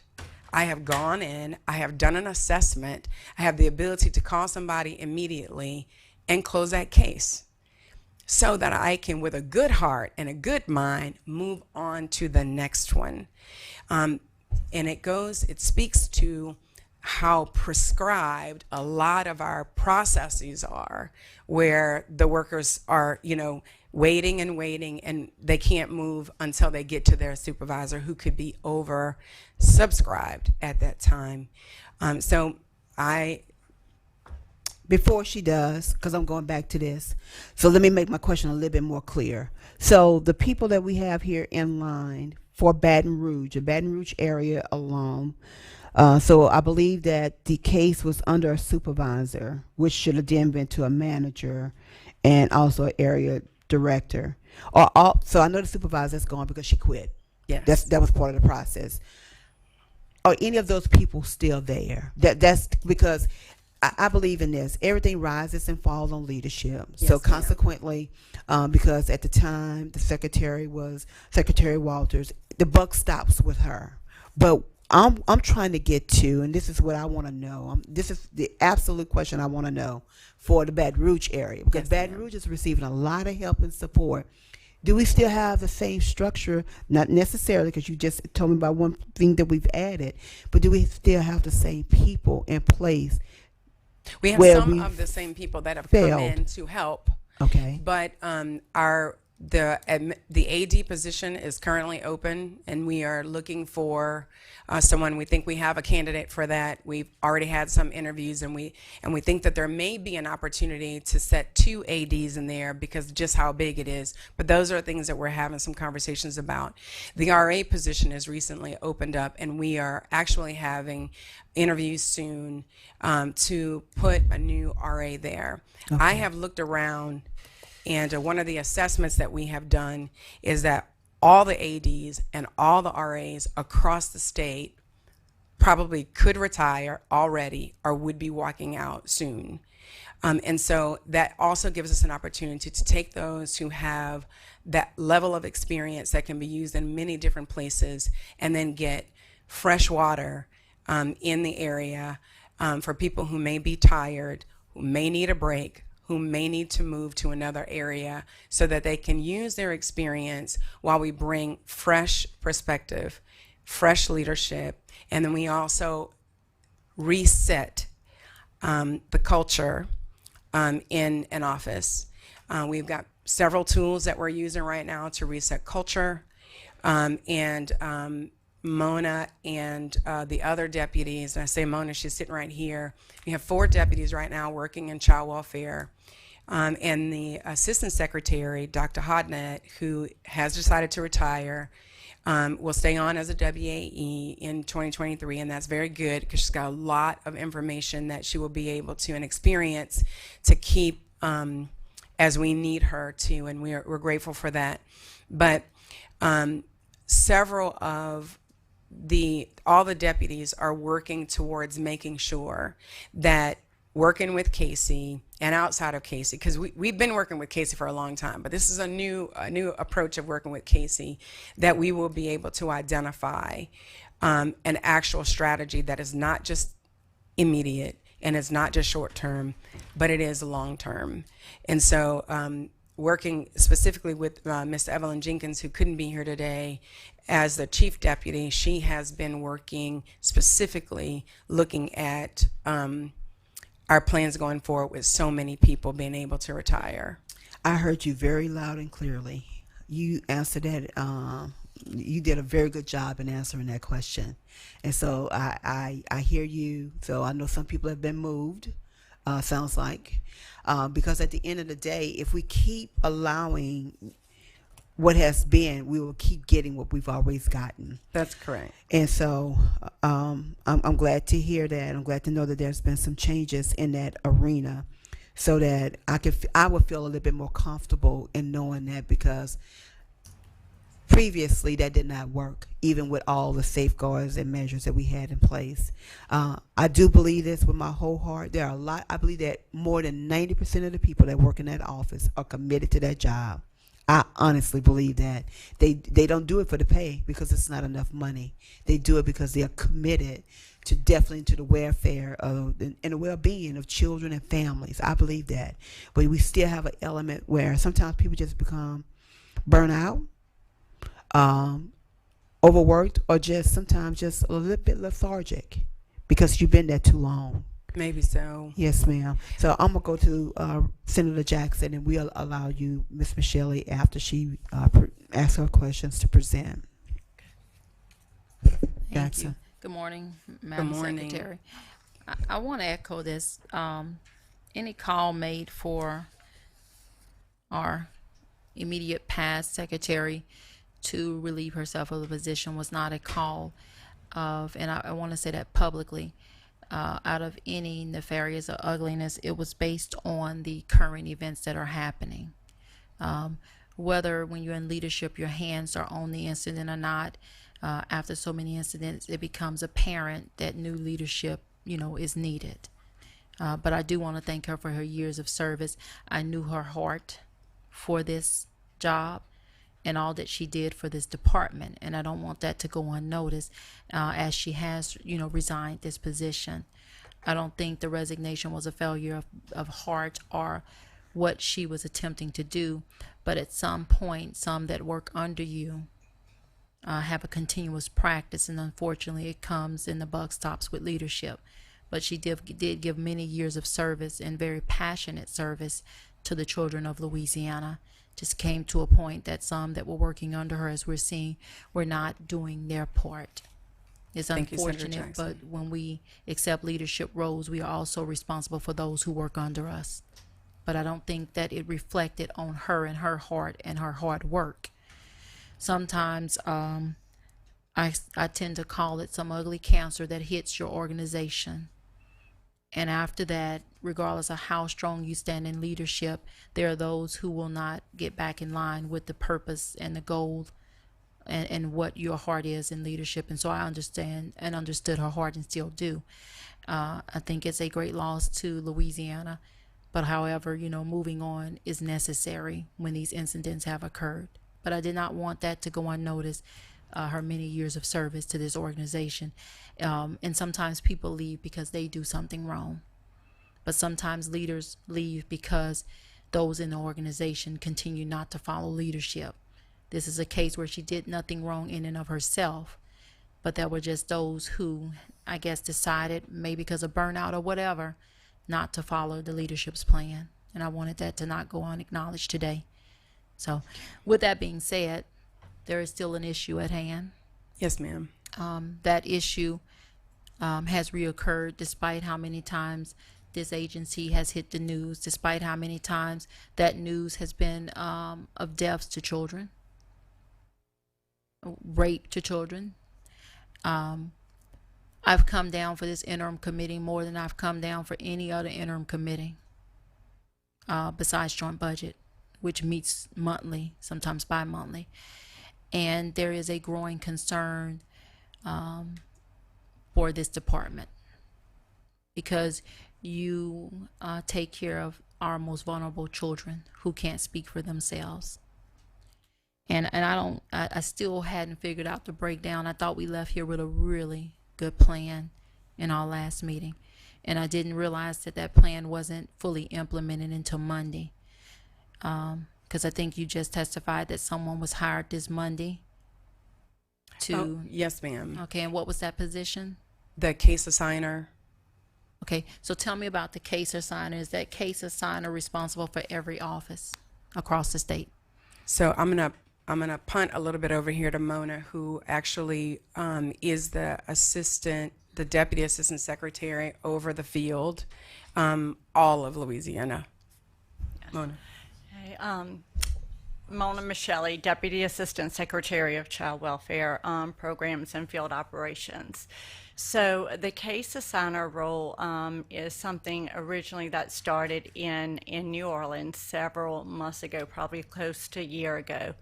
And so when we first started looking at this, we had some staff that temporarily came in as part of the strike team. And one of those roles that we filled at that time was of the case assigner. And so what has happened is because of the success of that in Baton Rouge, we are implementing someone on a permanent basis who did start on Monday from a previous role that she had with the agency.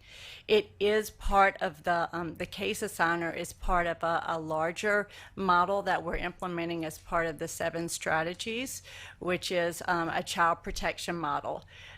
This case assigner is going to relocate the office to where she will be housed at the Family Justice Center on Government Street, where we will house certain staff, as well as we will be co-housed with law enforcement officers.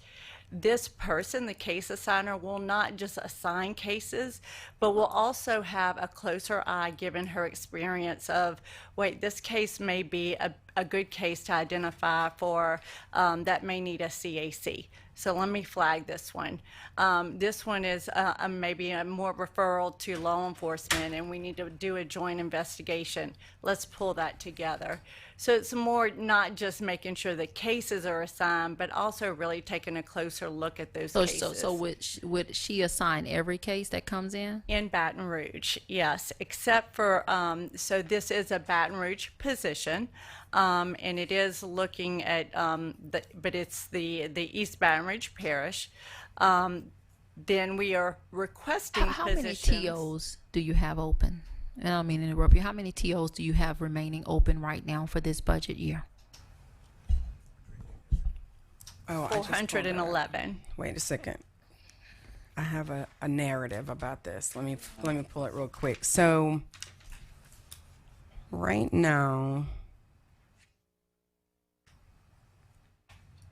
we're looking at our vacancy in a more comprehensive manner because some of the 411 are people's B-owned positions, meaning they're working on a project, but that position that's shown as vacant is It's not- theirs. It's a property It's theirs. right. I get that. right? They've been transferred to Right. an immediate need. So So if I move out the B-owned, the true vacancies we have are 334. There are 18 in executive and admin offices, 130 in child welfare, and 186 in family support. So my question is going to be, because I don't purport to know everything about your organization, this case assigner, you may have had some high profile cases in Baton Rouge recently, but we're hearing from DCFS workers all over the state that they are overworked, that they're above the national caseload right now. So the first question I'm going to have is, why can't we have a case assigner in every office?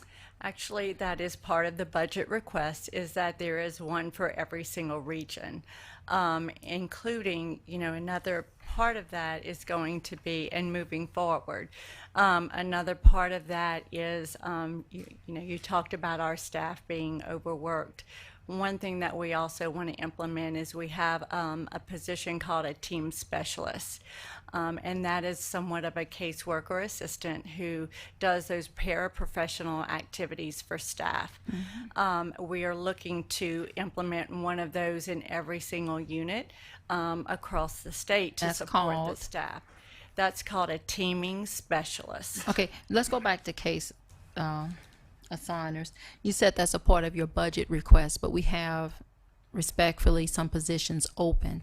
So, And I understand that you're going to revamp your budget for this upcoming, but I'm saying the current year we're in, what holds you back right now from hiring case assigners for every office? actually nothing. And Okay. this is some of the discussions we've been having this week. Now, we might have to use a job appointment to do it as opposed to a TO. And the reason understand is, that, right, yes. is that right now, based on the work that we've been doing on the 6 hiring fairs with the 7th that occurred this week, that I may or may not have we have made 252 conditional offers of employment that are working their way through the system, which it takes about 100 and 252, 110 child welfare and 142 in family support. so that's great, because that's taking some of the caseload off of those who are there. Right, So so on we the have case assigner, whether we have to use a TO or a an job appointment, That's right.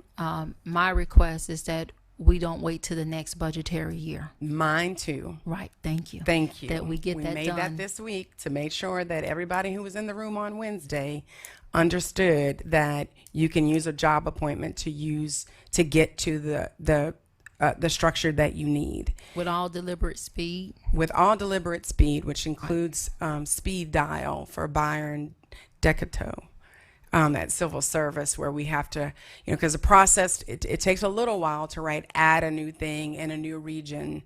And so we are struggling a little bit. You are here to with that. help if Yes, you're they are facing great. Okay. They've been great. And while I have the attention of the room about people being great, let me just say this. The hiring fairs are no small feat. Louisiana Workforce Commission, Secretary Cato has been amazing with bringing things to the table. Civil Service, Office of Technology Services. We've met at community colleges, we've met at hotels, we've met at other state agencies to make this happen. The library in Baton Rouge. And so the commissioner's office has given us 2 HR people to work the hiring fairs, et cetera. And so what might have taken 4 months at some point is taking us 3 to 4 weeks right now, and that's why we call them hiring fairs and not job fairs, because it was a different in intent. It would not have come about were it not for the weekly and sometimes bi-weekly meetings that we're having with civil service, with the commissioner's office, with the chief of staff, with Tina V in the governor's office to help us make sure that we are really bird dogging this. The other side of that, though, is when we then onboard them. DCFS is in the middle of changing out with OTS our laptops, so it takes a little longer to get a laptop assigned and things like that. But there is all hands on deck on both the hiring and the onboarding of the employees to get to where we need to get to. But this work with Casey, I believe, will be some expedient work to help us to see, is there something else that we need to do with the structure? And that's what I mean, like, if we set this structure up some time ago where there's, when we were downsizing, right?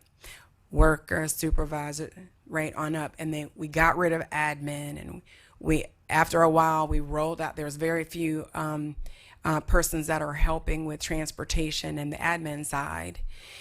This is the work that they've done, is to identify we need to add these other pieces back in, but not like we used to, because it's a new set of circumstances. We used to have 15% of the cases that were super complex. Every case that comes in is super complex right now, it seems, especially with the drugs.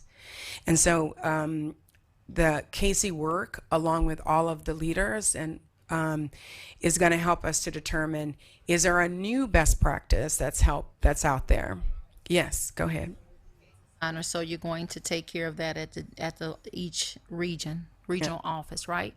And then who at your level, executive level, is going to manage those case assigners? The Who's case going to assigners, receive their reports? Because that was something we talked about before, having one central person that could work with each regional office to get a report on, how many, and Senator Barrow is very well versed in the language of the 24-hour, what do they call it, when there's a 24-hour case?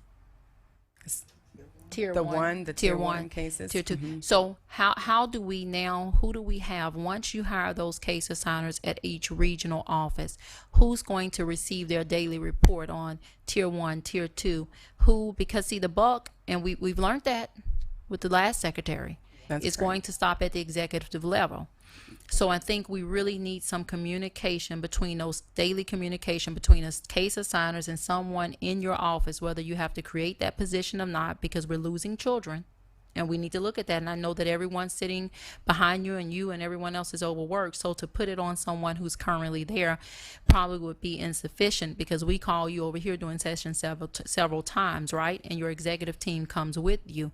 So who can and what position can we create to have one person whose job is at the executive level to receive those reports daily, to track them, to look at them, to communicate with the case assigners and make sure they are not, and if they're out sick, that was the issue, I understand, with this last case, to know that there's a case assigner out sick and to figure out where that case report is. Basically, I am suggesting you need someone at the executive level whose sole job is to work with those case assigners, receive daily reports, and be able to report back to you, Madam Secretary. Thank you. Your concern is noted, and we will be filling the assistant secretary, who will be the person that will have to get Now, that. the assistant secretary is over here with you a lot.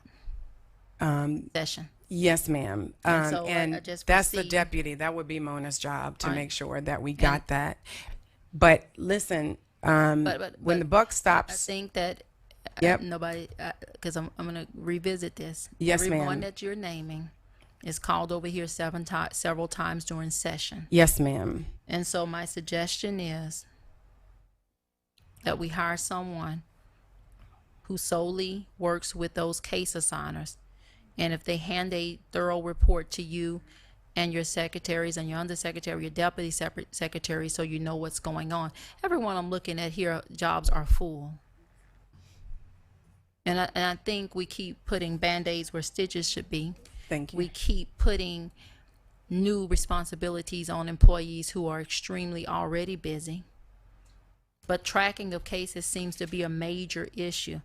I don't think it's wasteful to put someone at the executive level that's communicating with those case assigners daily and receiving daily reports and is in the office to monitor those daily reports. What if a case assigner is out sick? Madam Secretary, Undersecretary, Deputy Secretary is over here answering questions. Senator Jackson, received. You see what I'm saying? Okay, good. Because I think the system, we've tried everything. Now we have to double down. Thank you. And that's really my request. And I understand that at some point that's going to come to be a budgetary matter in an adding of TOs if you do it by appointment, because we can't just leave these TOs to be those without adding back your TOs to every office because you're overworked. But overworked is not an excuse when we're losing children. So we have to get to a point where we're realistic about how we're restructuring.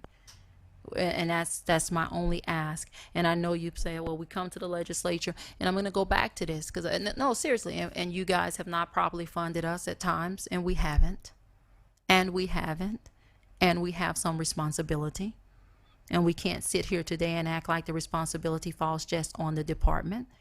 My understanding is when I first came in the House, and I don't carry those numbers with me, but I know they're absorbent. We did more with less. And you lost how many positions? I mean, it's a joke. We did less with less. It's coming up now. How many positions did you lose when we were doing more with less, supposedly? As an undersecretary under Blanco, our budget had 5,200 employees. We currently have 3,400 TO. Has your caseload went up since the Blanco years? The caseload has gone up. And Eric might be telling me that the TO went up a little bit because we've added some about to go new there, too. bodies of work that we've added TO. Trafficking, which was much needed, which we advocated Absolutely. for, and that was much needed. Much we saw needed. what was happening, and so Extended foster care. So my concern is this, and I say this every time we call you before us, because the buck's going to stop with you, or whoever becomes permanent, right? We never address it. We never address it. We go in the media, we scream at the department, which is rightfully so. You accepted these positions, right? But we never address the fact